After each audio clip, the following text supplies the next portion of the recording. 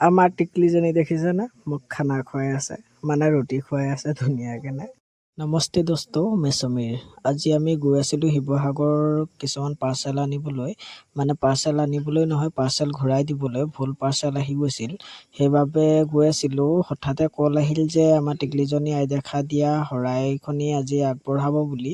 সেইবাবে আমি শিৱসাগৰত যোৱা সময়তে আমি ডিমৌ ৰাধাকৃষ্ণ মন্দিৰ সোমাই গ'লোঁ, মই আৰু মোৰ বন্ধু ৰাহুল দুয়োটাই।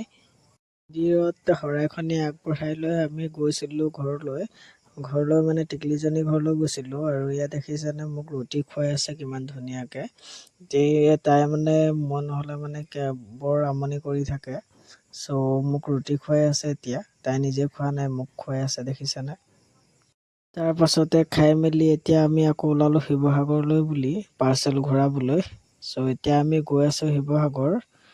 লগ পাম অন্য এটা ভিডিঅ'ত। আজিলৈ আহিছোঁ, বাই বাই।